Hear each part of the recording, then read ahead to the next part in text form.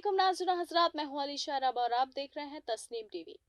अब यूसुफ अलैहिस्सलाम को जब रिहाई मिली और फिर जब आपने उस ख्वाब की ताबीर की, तो मिस्र के फरमा रवा यानी बादशाह ने आप यूसुफ अलैहिस्सलाम को वहां का अमीर ऐलान कर दिया और आप अल्लाह के हुक्म से मिस्र के काबिल तरीन अमीर बन गए। बाद इसके सब वहां जो गंदम को महफूज करने की बात हो रही थी उसकी कोशिश में लग गए। अब यूसुफ अलैहिस्सलाम के बताए तरीके को अतात करके उन लोगों ने एक तामीर की, एक तरकीब को पूरी तरह से अपनाया और वो ये थे कि एक बहुत ही ज्यादा बड़ी आलिशान और बेहतरीन धसी हुई तरीके से बनाई गई एक गंदम को फरोख्त करने की जगह मुकर्रर की और वहां पर गंदम को फरोख्त किया गया। तो देखते हैं आगे फिर इसमें गंदम कैसे बचाई गई, क्या वो आइडिया जो ये जो तरकीब इन्होंने की थी ये बेहतर थी या नहीं। आप यूसुफ अलैहिस्सलाम ने जब इस ख्वाब का खुलासा किया तो वहाँ के फरमा रवा ने आपसे कहा और गुजारिश की कि आप ऐसी कोई इंतज़ामात करें जिससे कि कहत से बचाया जा सके मिस्र के शहर को। और ऐसा किया गया। आप यूसुफ अलैहिस्सलाम ने वहाँ बड़े और ऊंचे और धंसे हुए गोदामों को बनाने का फैसला किया जिससे कि कहत से बचा जा सकता था। सबने गंदुम इकट्ठा करी और उसमें रख दी और हर महीने वहाँ की आवाम को गंदुम फरोख्त कर दी जाती थी। मालदारों से कुछ हिस्सा लेकर उन्हें फरोख्त कर दी जाती थी और गरीबों को मुफ्त गंदुम भी दी जाती थी। वहाँ की आवाम इस बात से बेहद खुश थी। इसे करके उस कहत से पूरी तरह से लड़ा गया, मगर असल मसला वहाँ नहीं था, सिर्फ कनाज शहर में भी था, क्योंकि वहाँ पर हज़रत याकूब अलैहिस्सलाम रहते थे और वहाँ काश्त का कोई जिम्मेवार नहीं था। पूरी की पूरी ज़मीन कहत की वजह से सूख चुकी थी, कोई पानी की बरसात नहीं थी, सब कुछ परेशानी से मुब्तला हो गया था। मिस्र भी इस परेशानी को देखता, मगर आप यूसुफ अलैहिस्सलाम की समझदारी और अकल के साथ ऐसा नहीं हुआ और अल्लाह ने मिस्र वालों पर बहुत रहमत दी। आप अल्लाह रब्बुल आलमीन ने उनको पहले ही इस बात से वाकिफ़ कर दिया कि 7 साल की पैदावार बेहतरीन होगी और 7 साल कहद रहेगा, जैसा कि ख्वाब के बतौर हुआ था।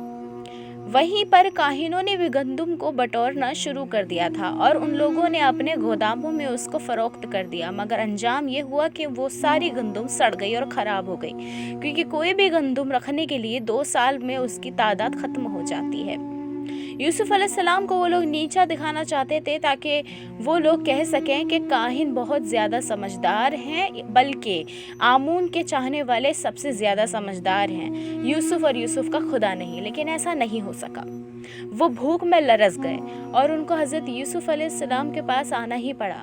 उन्होंने गंदुम को 3 गुना ज़्यादा पैसा और माल देकर ख़रीदा। इस दरमियान कहद ने न सिर्फ कनाज शहर को अपनी आगोश में लिया बल्कि जुलेखा को भी। जुलेखा अब यूसुफ अलैहिस्सलाम से हराम के लिए आमद थी और जिंदान में यूसुफ अलैहिस्सलाम को कैद करने के बाद आपको कोड़े भी पड़वाए, तशद्दुद भी करे ताकि यूसुफ अलैहिस्सलाम को हरा सके और उनको घुटने टेकने पर मजबूर कर दे, मगर ऐसा नहीं हुआ।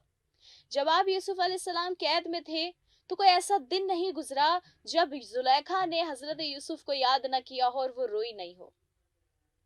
जितने साल वो जिंदा रही उतने साल उस मोहब्बत में वो रोती रही। आइए देखते हैं जुलेखा की मोहब्बत। आप यूसुफ अलैहिस्सलाम से जुदा होकर जुलेखा रोज़ाना रोकर आपको याद किया करती थी और उस बुत से कहती थी कि मुझे मिला दे, मगर ये बेजान बुत इसकी क्या मदद करता। वक्त हो चला और अब जुलेखा भी काफ़ी ज़ईफ़ होने लगी थी। कभी अमीर की एक ज़ौजा कहलाने वाली जुलेखा अब दर दर की ठोकरें खाने पर मजबूर हो गई थी।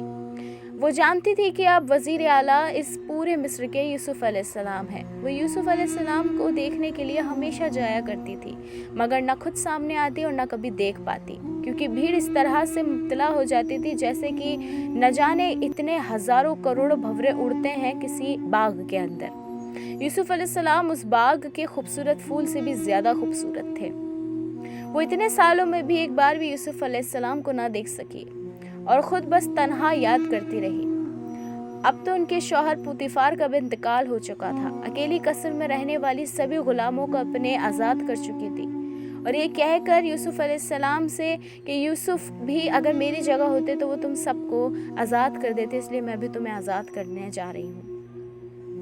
लोगों ने दिन रात उनको ताने दिए। दिन रात जुलेखा को ये ताने सुनने को मिलते थे कि अपने शौहर को धोखा दिया है, हराम में मुब्तला होना चाहा है इस औरत ने, और अब इस बात पर वो खुद भी रंजीदा और बहुत ज़्यादा शर्मसार रहती थी।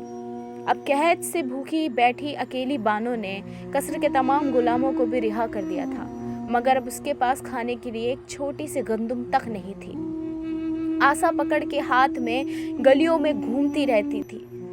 उसी के गुलामों ने उसे अब रोटियां खिलाईं। तन्हाई में चीखती थी, चिल्लाती थी, कहती थी, यूसुफ तुम पत्थर दिल हो, मगर तुम बेवफा भी नहीं हो, मैं तुमसे क्या गिला करूं। हर वक्त उस बुत से मांगा करती थी, हर वक्त एक ही सदा रहती थी, या सनमी या सनमी।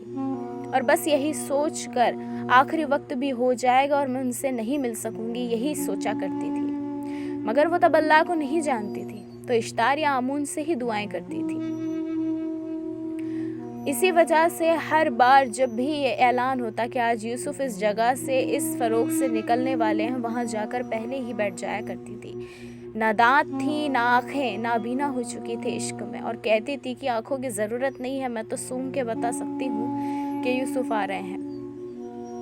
कसर में भी चोरी हो गई, गुर्बत की हालत में गिरती पड़ती रहती और भिखारियों जैसे मिस्र में फिरती रहती थी। एक मलिका जो कभी आमून की बीवी भी कहलाया करती थी, आज इश्क़ यूसुफ में दर दर भटक रही थी। और ऐसा पूरी तरह से नहीं हुआ। आप यूसुफ अलैहिस्सलाम को ख्वाब आया और उन्होंने ख्वाब में देखा कि एक बूढ़ी औरत आसे को हाथ में लिए रो रही है, मगर उसका वो चेहरा ना पहचान सके। उन्हें नहीं याद था कि ये जुलेखा है, वो भूल चुके थे क्योंकि काफ़ी सालों का अरसा गुजर चुका था। वो नहीं जानते थे कि अल्लाह रब्बुल आलमीन जुलेखा के लिए इशारा दे रहा है, क्योंकि उस औरत की उनको ख्वाब में शक्ल ही नहीं दिखती थी। इश्क़ यूसुफ ना सिर्फ जुलेखा कर रही थी, बल्कि एक शख्स भी मुसलसल रोते रहते थे, हजरत याकूब अलैहिस्सलाम। आप याकूब अलैहिस्सलाम ने ऐसा कोई वक्त नहीं गुजरा कि गिरिया नहीं की हो। और अभी वैसे किस्सा यूसुफ मुकम्मल नहीं हुआ है। आगे हम देखेंगे हिस्से नंबर 8 में कि कैसे याकूब अलैहिस्सलाम से यूसुफ अलैहिस्सलाम की मुलाकात हुई इतने अरसे के बाद। तब तक के लिए देखते रहें तस्नीम टीवी का ये खास प्रोग्राम बुनियाद इस्लाम। अल्लाह हाफिज।